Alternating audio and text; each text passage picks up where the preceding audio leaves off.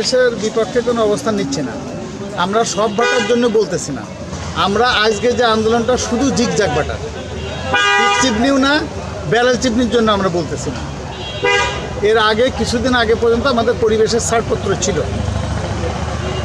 কি কারণ আমরা জানি না। এই বর্তমান গভর্নমেন্ট আসার পরে বলছে না, কোনো ভাটায় চালানো যাবে না। যে পরিবেশ এখন নিয়ম দিচ্ছে নতুন, সেটা আমাদের এত ঘনবসতির দেশে কখনো সম্ভব নয়। 1 কিলোমিটারের মধ্যে কোনো স্কুল, কোনো কলেজ, কোনো মাদ্রাসা, কোনো বাড়ি। আমি ভাটা করছি 15 বছর আগে, সেই সময় বাড়ি ছিল না, এখন বাড়ি হয়েছে। আমি কি করব? এখন একটা মাদ্রাসা তৈরি হয়েছে, এখন আমি কি করব? এইটাই হলো আমাদের কথা।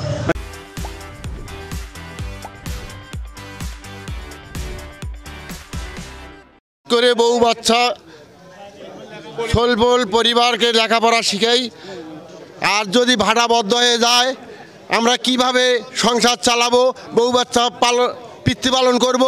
আমরা এ দাবি মানি না। ভাটা বদ্ধ করা চলবে না, চলবে না।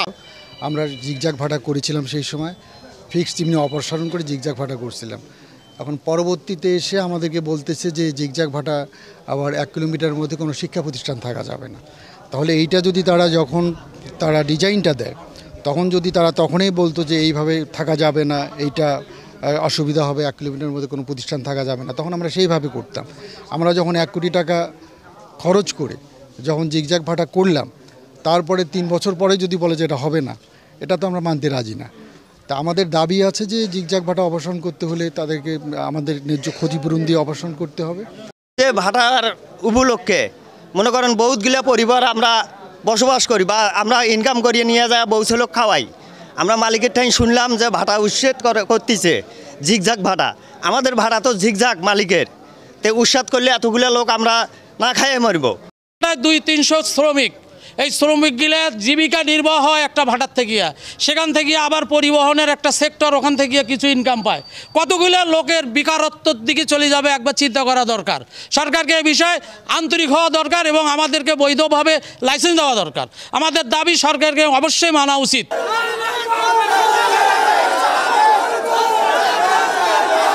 আমাদের দাবির জায়গাটা হচ্ছে আসলে মূলত আমরা গভর্নমেন্ট যেহেতু নির্দেশ দিয়েছে, গভর্নমেন্ট বা হাইকোর্ট নির্দেশ দিয়েছে আগামী 4 সপ্তাহের ভিতরে ব্রিকফিল্ড বন্ধ করে দেওয়া। আমরা ব্রিকফিল্ড বন্ধ করে দিতে চাই, কিন্তু আমাদের এর সাথে আরও 8 সপ্তাহ সময় দেওয়া। 8 সপ্তাহ বা 2 মাস, 1 মাসের তো সময় পাচ্ছি, আর 2 মাসের সময় দেওয়া। এর ভিতরে আমরা এই ব্রিকফিল্ড বন্ধ করি এবং গভর্নমেন্ট যদি ভবিষ্যতে আমাদের লাইসেন্স বা আমাদের চলার পথ সুগম না করে, আমরা ভবিষ্যতে আর এই ব্রিকফিল্ড চালাবো। এইখানে বন্ধ করে দিলে 50,000 শ্রমিক, সদরেই 50,000 শ্রমিক, আমরা 50,000 শ্রমিক, 50,000 পরিবার না, 50,000 শ্রমিক। তাই এদের পরিবার ধরেন একজনের যদি 5 জন করে একটা পরিবার ধরেন, কত পরিবার? হঠাৎ করেই বাংলাদেশ গভর্নমেন্ট হাইকোর্টের থেকে একটা নির্দেশনা দিয়েছেন আগামী 7ই মার্চের ভিতরে আমাদের ইটভাটা বন্ধ করে দেওয়ার জন্যে। সেই কারণেই আমাদের আজকের এই সম্মেলন ছিল, মানববন্ধন ছিল এবং স্মারকলিপি পেশ ছিল। আমরা উপজেলায় আজকে উপজেলায় স্মারকলিপি এবং মানববন্ধন করে স্মারকলিপি দিয়েছি এবং মানববন্ধন করেছি। আগামী 11 তারিখে যদি এটা কোনো সুরা না হয়, আগামী 11 তারিখে আমরা জেলা পরিষদে যে আমাদের জেলা প্রশাসকের কাছে আমরা জেলা কার্যালয়ে যে আমরা আমাদের এই স্মারকলিপি প্রেরণ করব এবং এটা যদি সঠিকভাবে আমাদেরকে বিচার বিশ্লেষণ না করে বা আমাদের যদি এই সুবিধা মূল্যায়ন না করে, আগামী আমাদের যে দাবি ছিল আপাতত আমাদেরকে অন্তত 3 মাসের জন্যে আমাদের এই দাবি মেনে নেওয়ার জন্য ভাটা পরিচালনা করার সুযোগ দেওয়ার জন্যে আমরা বলেছি।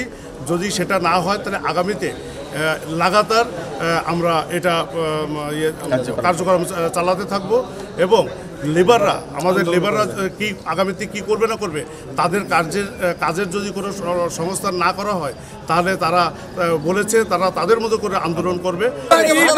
আমাদের রিজিক চলে সারা বাংলাদেশে, নিম্নপক্ষে 5 কোটি লোক, যদি 1 কোটি শ্রমিক হয় তাহলে তার ফ্যামিলি সহ 5 কোটি লোক। এই 5 কোটি লোক কোথায় যাবে, কি খাবে? এদের অনাহারে চলতে হবে।